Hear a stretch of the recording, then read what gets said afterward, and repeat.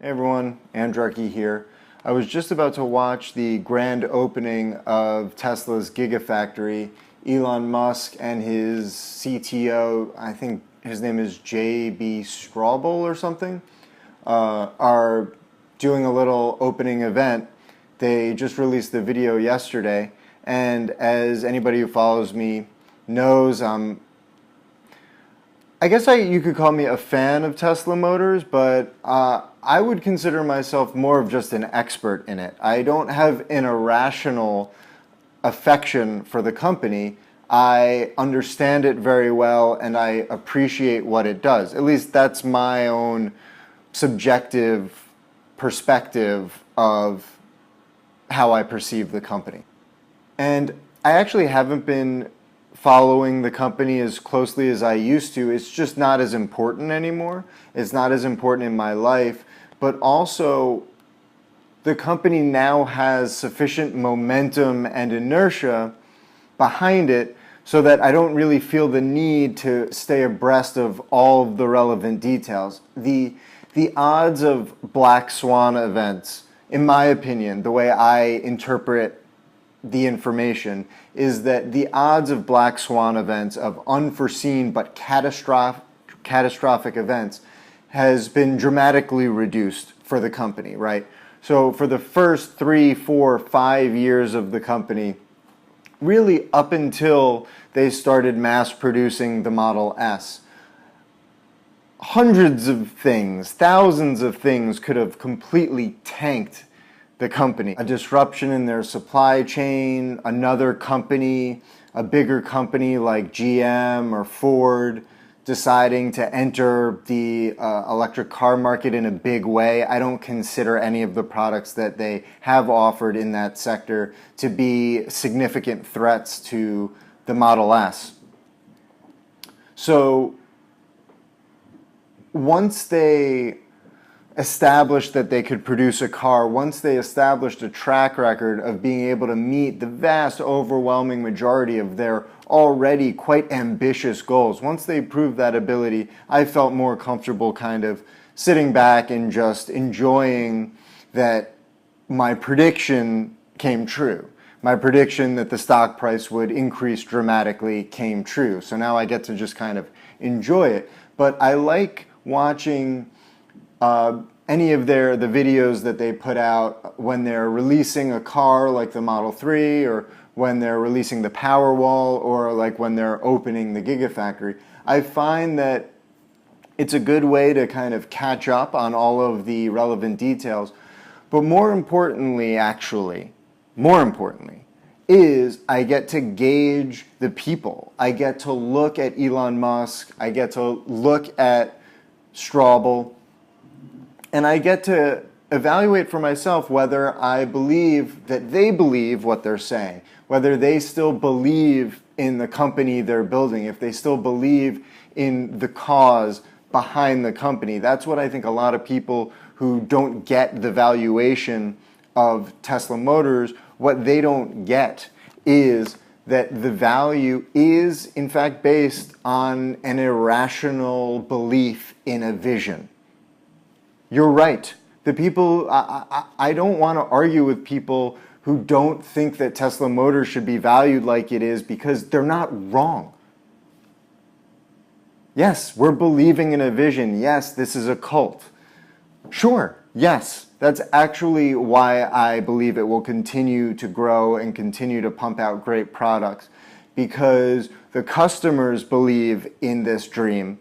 The people who work at the company believe in this dream, and what that winds up doing is becoming a self-fulfilling prophecy where great products come out of this machine because of the overwhelming demand from the customer and the increased productivity generated by a passionate workforce. And so I like to look at these videos from that kind of perspective, to look for the information that can't be embodied in text. We can all read their 10-year plans, their accounting reports. I don't even bother with them because the market deals with them. All of the people at JP Morgan, all of these people obsess over numbers because they have faith in numbers. The numbers make them feel like they're looking at hard facts. And I suspect what we'll find when we watch this video is that we won't be hearing about a lot of numbers or a lot of equations. But let's watch it together. I'll pause it whenever I feel like I have something to contribute. And yeah, let's check it out. So, like, just going through the Tesla mission, obviously Tesla mission is to accelerate the transition to sustainable energy. All right, already right here, the Tesla mission. And look at the mission. It's never changed. Accelerate the world's transition to sustainable energy. It's a grand ambition that is necessary if you want to have a vision that you expect a lot of people to buy into. And when you're asking people to buy your product, you're really asking them to buy into your vision of the world. That's what Henry Ford was able to do. That's what Walt Disney was able to do. That's what Steve Jobs was able to do. So obviously it's incredibly important that we do that. It matters to the world. It matters if it happens sooner or later. It matters if it happens at scale. And that's what the Gigafactory is about. It's about being able to make enough electric cars, enough stationary battery packs that it actually moves the needle from a global carbon production perspective. So that it actually does really change the world. So that's why it has to be big, because the world is big. Okay, that's why. I love that line. It has to be big because the world is big. Now, I know a lot of people will listen to that line and think, oh, there's science behind that. Oh, I'm sure there's a whiteboard somewhere with really complex algorithms and logarithms. And I bombed calc, if that wasn't obvious. But I bet they're wrong. I'm sure there was a lot of economics that goes into this claim, that they don't just build a giant factory based purely on that simple statement. But that simple statement, in my opinion, has a ton of power. And just because an equation or a logical sequence leads you to form a conclusion, that doesn't mean you're going to be motivated to make that conclusion into a reality. And that's when a simple, powerful, straightforward truism can be more important than every scientific argument on the planet. It has to be big because the world is big. Beautiful. It's true. You want to have a lot of cars powered by a lot of batteries? Build a big freaking factory.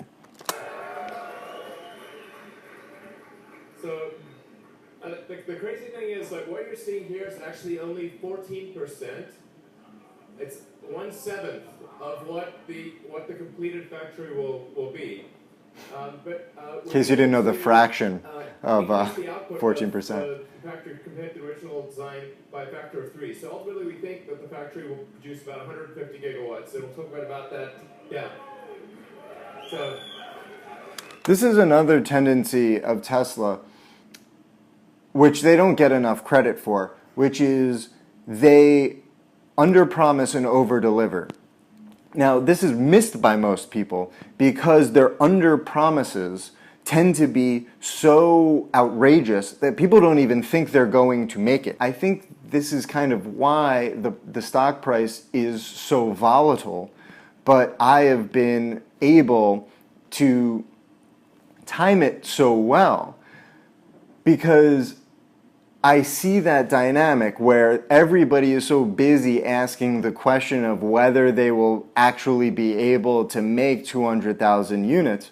I know that they never make claims that they can't back up. Now, don't get me wrong, they have delays, but what I would say is that they've never made a claim that their customers weren't perfectly willing to forgive. They haven't made a claim which they failed to meet and their customers refused to forgive them. every time they make a claim, like the Model X was horribly delayed. And you know what? Did it sink the stock price? No. So the same thing is going to happen with the Model 3. Everybody's going to be so obsessed with questioning whether they'll actually be able to meet that benchmark that once they exceed the benchmark, because they do have a history of under-promising and over-delivering, the stock price might just jump up. Now, I don't actually try to time stock prices like that. I just look for opportunities to buy the stock at a low price because I have faith that such circumstances will arise, people's expectations will be beat, and the price will go back up to more historical highs. Now, I could just be lucky. I'm not arguing that fact, but I have a little narrative that seems to reflect reality to some degree, and it has seemed to work for me. When people are asking whether or not Tesla is going to accomplish something, it's often a good time to ask, might they even exceed this accomplishment? Because they're smart.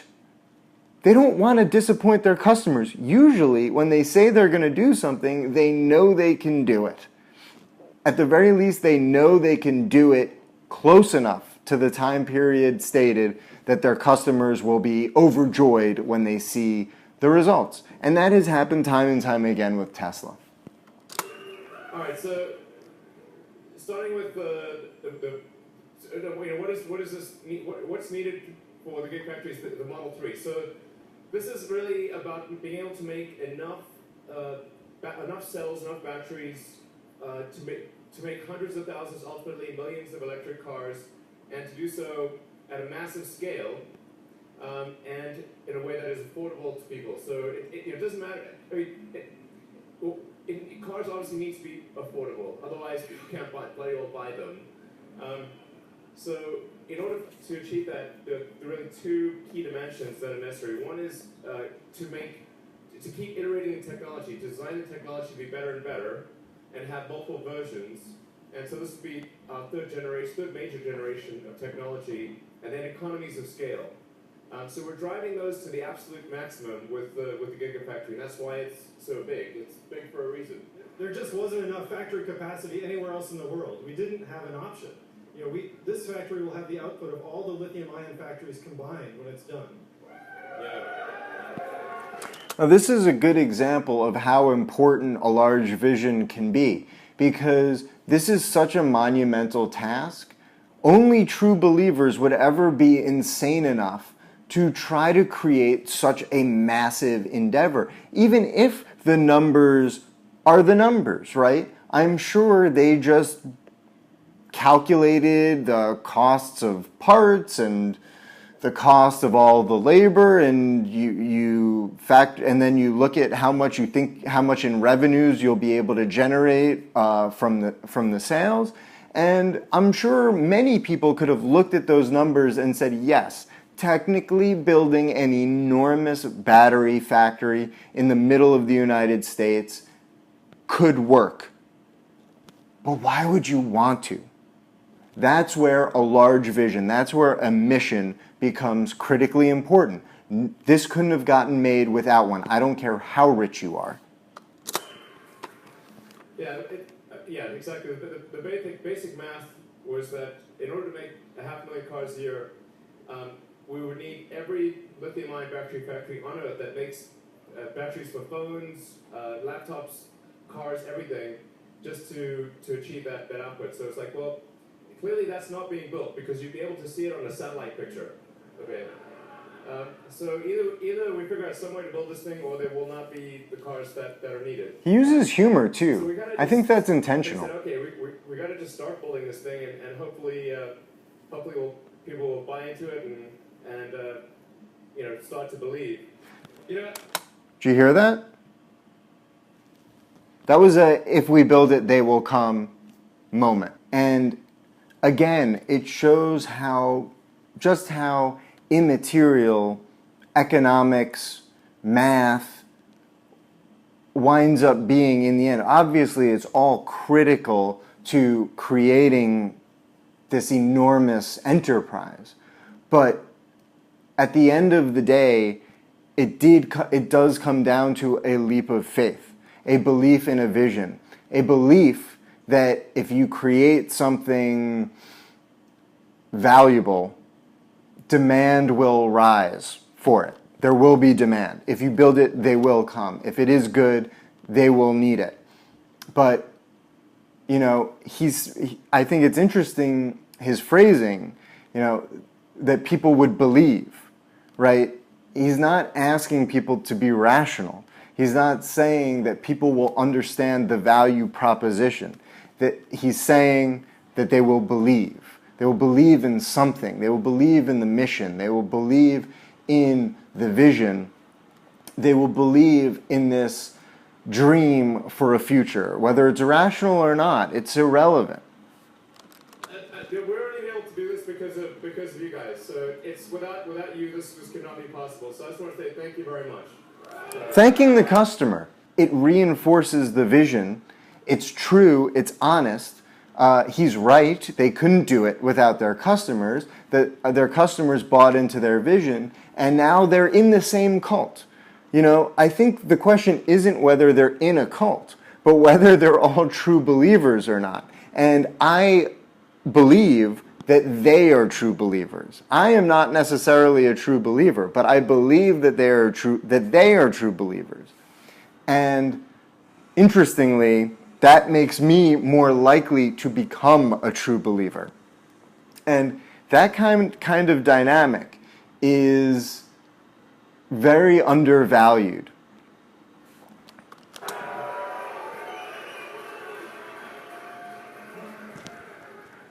In order to achieve this, we really had to design the factory as a machine. So a lot of the way that people look at factories is kind of, it's often thought of as kind of like a boring thing. Like This is more philosophy, by the way. This is more theory. It's like catalog engineering. But this is totally the wrong way to look at it. You really need to look at a factory like it's a product, like it's a giant machine that builds the machine. And it deserves actually more innovation and more engineering skill than the product itself. And that's what we... Look what he's doing there. He's creating a vision for the Gigafactory. It's basically like creating a sub-cult, right? Because it is a different endeavor. The endeavor of the Gigafactory is to produce as many lithium-ion cells as is humanly possible. And that is going to require an enormous amount of human labor. And first of all, if you don't have a vision for it, if you don't have a mission for it, you probably shouldn't even be doing it. But if you're doing it, if you have a vision and a mission, you want to spread that to other people. You want to infect as many people with that vision, especially the people working on the enterprise, because that will make them more productive. It'll make them more committed to the cause. Now, I'm not saying that this should be done maliciously or kind of skeptically. I don't think you should be doing this if you don't believe it. But again, I believe him when he's talking about this. See, I think that what Musk does is he looks for the hardest problems in the world. Specifically, the hardest problems that he could solve. If he pushes himself to the limits, if he tries his hardest. And when he dives into one of these problems and he encounters a point of weakness, a point where they can innovate really, really fast because it's been stale, it hasn't been looked at, people aren't asking questions about it. When he finds that, he becomes passionate about that thing. And so even though there's no reason to be into the Gigafactory, it's important. It's important for the vision of the company. It's important for the goals of the company. And so he is genuinely getting excited about that. And look what it's enabling him to do. It's enabling him to innovate in that field too. And even thinking about the factory as a machine that builds machines is itself innovative. We're done with the Gigafactory. Yeah, we have some of our best engineering teams working on actually laying Captain out Charisma here. looking at how to fit more density and more equipment into the same footprint. And this is really key to how we've been able to reduce the cost of the cells and the batteries that come out of here so much. That intense engineering effort is what drives this improvement. It's not just, as Elon said, it's not a copying machine. It's not just replicating things that have been done before. We're reinventing that battery manufacturing process from end to end. Yeah, in fact, I can't emphasize enough how important this conceptual framework is. Because really, almost everywhere, they just think of the factory as a bunch of machines, like basic... Have you ever heard a company talk so much about the factory that they're building? And it's mostly pulled from catalogs. It's not easy to get people excited about factories and manufacturing, and they're trying, and they're succeeding. If you apply the same principle to product design, it wouldn't make any sense. Like if we try to make the Model S out of parts from a bunch of different cars, it would be ridiculous. Again, this is theoretical, philosophical. I mean, it's true, it's obviously true, but these are not questions other people are really asking themselves. Right, exactly. It's not that this is in a textbook. This is his own judgment, his own beliefs. You really need to design the car as an integrated product from the ground up, and that's the same approach we've taken to the Gigafactory, and it's really quite unusual for that to be the case. Yeah, and then in terms of... This is a guy who made his money in software. I'm a big fan of using physics as an analytical framework for physics. Yeah.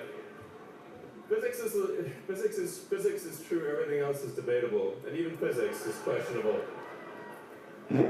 So designing the factory from physics first principles means really optimizing the density of the factory. That looks like a The CPU. fundamental efficiency of the factory is the density of useful stuff. Like what percentage of the volume of the factory is actually useful stuff versus not useful stuff. And then the output of the factory is the exit velocity of products from the factory. So we're actually just applying that throughout, or through every step of the process. We're actually fairly confident that there's at least maybe a 5 to 10 fold, at least 5 I think, and maybe 10 or more fold potential improvement in production capability. And this image... That's another thing. They look for 10x improvement opportunities. They don't... Other companies are looking for incremental improvements. They want to just improve it a little bit and then charge more for it. These guys go, let's look for the 10x stuff. And the price we will still be rewarded financially. Because if we make something that much better, people will be willing to pay a premium for it. And this is something people still don't understand. They don't understand why people are willing to pay for so much for these products, even though they're not that expensive, really. This is very different.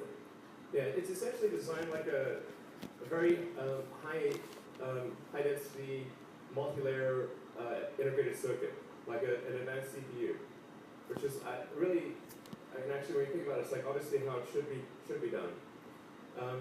And I think actually over time the manufacturing process may look a lot like one of those super fast chip pick and place machines. It's super optimized for speed and density. I mean, if you think about it.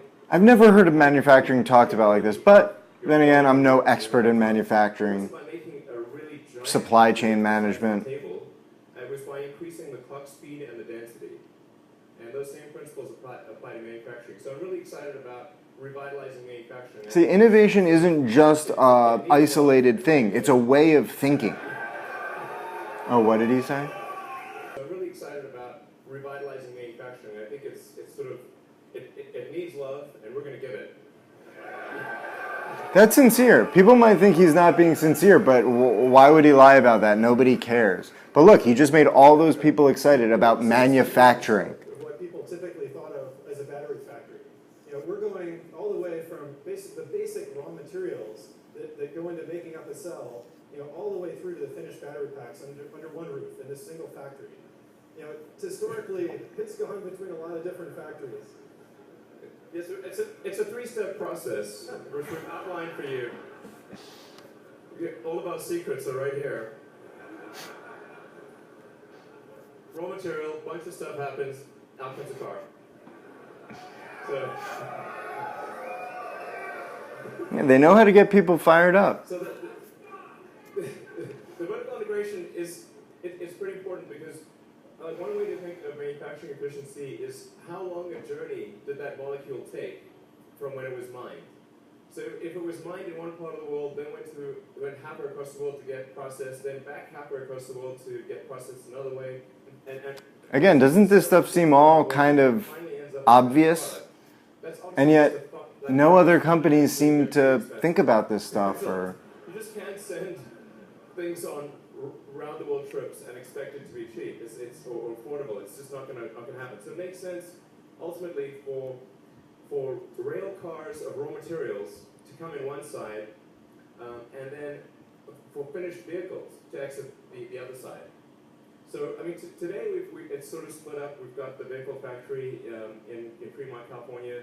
We've got the battery factory here in Nevada. But I think for Gigafactory 2 and beyond, I think we're just gonna integrate that into one big facility.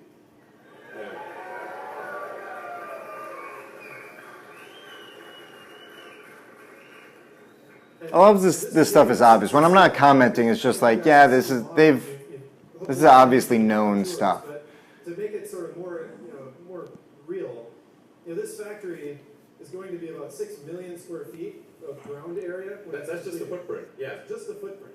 it'll be the People just like big numbers. People just like big things. They like grand projects, and that's all they're doing here is they're just kind of going, look how big this is going to be.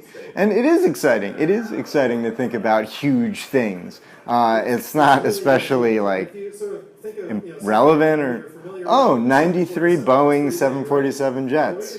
Awesome. Don't care. In the footprint of this building. Oh, God. Yeah, and I mean, not only that, I mean, we can fit 50 billion hamsters. Oh, that's an even bigger number. 50 billion hamsters. That's a joke, but he's actually, But in terms of vehicles, people will still probably see that 50 billion number and think that's big. 50 gigawatt hours a year of output in 2 years. To give you a sense of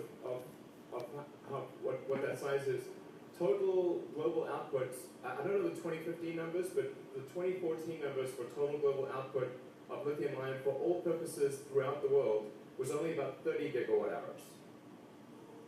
Yes, this is more than the entire plant produced in 2014. Maybe it was obviously more last year, but still pull it roughly. Anybody who's followed me knows that my opinion on Tesla is that they're a battery company, not a car company. So that's why I'm not necessarily talking about this. I mean, yeah, they're going to produce a crap ton of batteries. It's a big deal. 2020 or thereabouts. We expect that when the factory is fully built out, and like I said, you're actually standing. Where you are right now is the middle of the factory.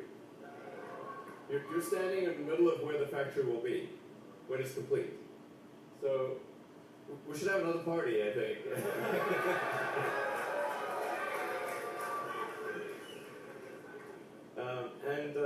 And so when we figure out when it's done, it should be able to do on the order of 1.5 million. There's a really important point that I haven't gotten to that nobody really talks about because it's such a subjective determination.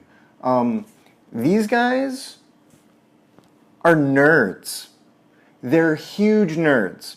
Elon Musk has managed to craft an image of himself. I think it's mostly due to Iron Man and Robert Downey Jr., actually, because he's not cool. He's a nerd. And that's actually something I really look for in CEOs. Anybody that I'm investing in, I'm looking for a high level of nerdery, and which is usually somewhat correlated to being on the autism spectrum. If I see a CEO who's cool, I'm not really interested. Steve Jobs would be maybe the one exception, except Steve Jobs was a nerd for design, and he was still a nerd. He just wasn't hands-on technical guy. But nerds get passionate about the most boring shit. Shit like mass producing a car. Shit like building an enormous battery factory. Building the world's biggest battery factory is the most boring thing you could ask 99% of the population to do, and the most exciting thing you can ask 1% of the population to do. I mean, nerds love crap like that. And so when I look at these guys and I see nerds, putting on their button-downs, doing their best to talk about the technical details in lay terms. These guys would love to really get down in the technical details. And if you go back and watch some of Musk's older videos, like when he's answering questions about SpaceX, he actually had a tendency to go down rabbit holes of technical details, and people just be like falling asleep. But I would see that, and I would be I'm a nerd. So when he would get down into the technical details, I would start going, oh, what does that mean? And with Tesla Motors, that meant that hearing him speak, watching interviews of him, gave me the vocabulary to go and start doing the research on my own. I used him as a guide for my own education. And I think that was hugely powerful, instead of listening to him speak, going, this is boring, show me the revenue, show me the projections, all that stuff that really isn't going to wind up being true in the future, but at least it's written down on paper somewhere. Which, by the way, there's scientific evidence for the claim that people take statements more seriously when they're written down on paper. We're more likely to believe something merely because it's written down on paper. And I wonder if that was one of the advantages I had when evaluating the company, which was that I pick the person. I determine for myself whether I think they're intelligent and sincere. And once I make that determination, I go, all right, I'm going to just assume they're telling the truth now and follow their logic to wherever they're going. And of course, I'm going to constantly be looking for any counter evidence. But if I'm going to go down this rabbit hole with them, I'm going to commit. And I'm basing that on my own confidence in my ability to determine whether somebody is genuine or not genuine. And I agree that that is highly subjective, but I believe I have a good track record of making those decisions. I believe anybody who knows me knows that I have a good track record of that. And when I was looking at Steemit, that was a very important determination. Dan and Ned seem like legit, passionate, committed, sincere individuals, and very, very intelligent as well. And Dan is undeniably brilliant in the cryptocurrency sphere. And so once I make that determination, I go, all right, well then let me see where their logic takes me. What's their grand vision? What's their grand ambition? And then I can start to evaluate how good they are at meeting their goals, meeting their benchmarks, how likely they are to actually convert their vision into reality. And if I start to see chinks in that armor, I start reevaluating, I start thinking about exiting. Cars, and also provide a lot of power for stationary storage for battery packs, which are obviously going to be very important to pair with solar. And all this is happening a lot faster than we even initially planned it could. With the amazing results from Model 3, we've pulled ahead that 500,000 cars by fully 2 years. 500,000? The building you see outside is almost doubling in scope, just by next year in order to build those 500,000 Model 3s per year. Yeah. So, yeah, it's super exciting. I actually really love manufacturing. See, like right now, I believe them. I believe that they believe that they're going to be able to build that many cars by roughly next year. Now the question becomes whether chinks get exposed in that argument, whether flaws become exposed. It's so rare with Tesla, the flaws. Usually when they commit to something like this, they execute. And You know, there's an element of gullibility to it. I will gladly admit that I think one of the traits I have that has helped me, it hurts at first, but then you learn to use it, is my gullibility. I can believe any position for like 5 seconds. That's usually when my rational mind, logical mind starts kicking in and going, dude, that's ridiculous, that doesn't make any sense. But that first 5 seconds where I can accept a premise that other people might reject out of hand can be hugely beneficial, because what I'm doing is I'm changing my default position. When I immediately go, okay, I believe that, and then I apply my logic to it, if my logic doesn't come up with any red flags, I can still embrace that belief. Anybody who rejected it out of hand has lost the opportunity to accept a correct belief. Like both those get into it. Part 2 of the master plan. So really, there's 4 parts to it, which is to make beautiful solar combined with battery storage, to expand to all of the major vehicle segments in order to, as quickly as possible, move us away from oil. Get to a self-driving capability that's about 10 times better than the average driver. So that's a lot of lives saved. So 1.2 million people die a year in auto. They've already talked about this a lot. For life saved there. And then the ability to add your car to a shared fleet whenever you want. This is another vision thing. I bet this is years and years away, but it helps with the long-term vision. And it's cool. It's future stuff. They're great. That's another thing that they're very good at.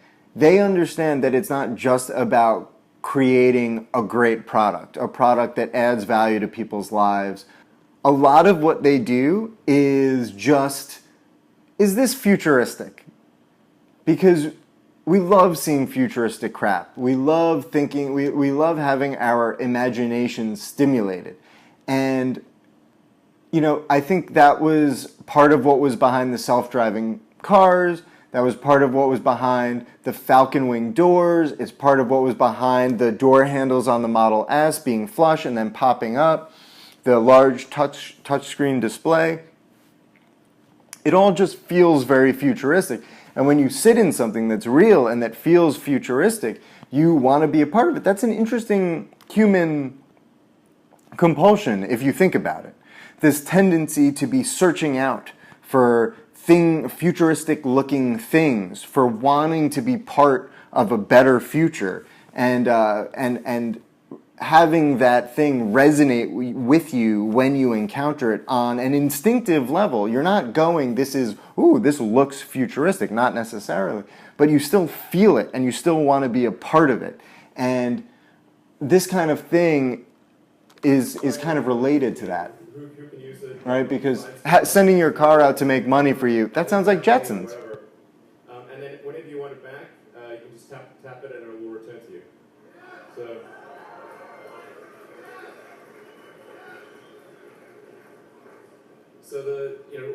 most of the time. And sorry, yeah, and this is another thing that I've seen coming for a long time, and I think they've hinted at numerous times. So again, that's why I'm not like, what? If they're sitting in a parking lot somewhere and they're not being used, then this decreasing waste. To massively amplify the. That's another thing they understand there. It's not about environmentalism, but wherever you see waste, there's usually a place to add efficiency and add revenues somehow. Waste is bad. It's just bad. I mean, like, God, I know that sounds really lame and dumb, but it's the opposite of efficiency. And it's totally up to you when you want to do it or not do it. It's all yours. It will find Pokemon for you. Absolutely. Of course.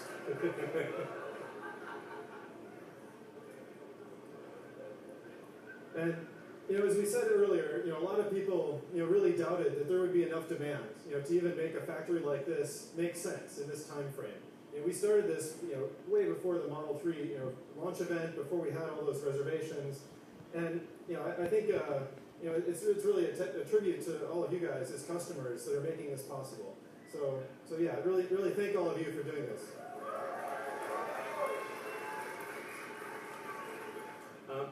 So I mean that's basically the overview of the Gigafactory and what we're up to.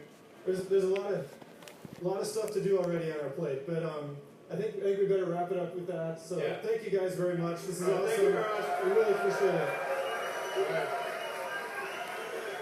All right, as always, a very enlightening experience. What makes me optimistic about what I saw here is that I see renewed passion. I see a new project which they feel committed to. I still believe that they believe in their mission. Their grand ambitions are coming to fruition. The Gigafactory is going ahead, even though, as always, there are just a huge number of skeptics constantly doubting them, constantly claiming that they're overstepping their bounds, overstepping their abilities, and at least to the outside, they're having less and less trouble executing on their grand ambitions. The one thing they didn't talk about, which I found interesting, and if you've read any of my posts on Tesla, you might be aware of this, but the one thing they didn't discuss that I think is probably going to wind up being one of the most important aspects of this model is the recycling of the batteries. And I think they've mentioned that there will be recycling on the premises, but it seems like something they're downplaying. It seems like something nobody else is really interested in talking about. They're going to have all of these batteries being driven around inside cars. And these cars are going to be able to drive themselves. So when the battery packs have reached their old age, right, I think they basically retire a pack when its battery no longer holds like 80% of the original charge. But the materials inside the battery are still good. The battery cell just has to be opened and the materials separated and then reintroduced into the supply chain for creating batteries. So all the lithium inside the batteries is not used up. It's still lithium. It just has to be repackaged into a battery, and they're going to be in this position where all of their batteries are on wheels and capable of being driven to them. And so while obviously there will continue to be train cars filled with raw materials going into the Gigafactories, there will also at the same time be cars going in one end, the batteries being plucked out, the cells being opened, and the materials that they already bought in the past will be reused. And that will drastically cut down on their costs because that's lithium they don't have to buy, and it's lithium that their supplier doesn't have to ship to them. So in a way, it's free materials. And I think nobody really fixates on this or thinks about it too much because for the longest time, recycling has just been such an energetically expensive proposition. Energetically, monetarily, hugely expensive. But that's because all of our batteries are in different form factors. They're located in all these different locations. If I have energizers and I want to recycle them, what happens to that? Where's the energizer plant? I mean, most of the battery plants are on the other side of the world. I don't know where the recycling plants are, where the battery plants are, but presumably these used up batteries have to go on ships to go to the recycling facility and then probably go on more ships to go from the recycling facility back to some battery production facility. And all of those expenses, all of that stuff will be cut out with Tesla. And I think that's one of the reasons why they're going to be able to meet their projections of being able to lower the cost of the batteries that much. Because effectively, their raw materials are going to be at a massive discount. All right, I hope you guys like this. I know it's a little weird, but I thought it might be fun. So, all right, hope you liked it.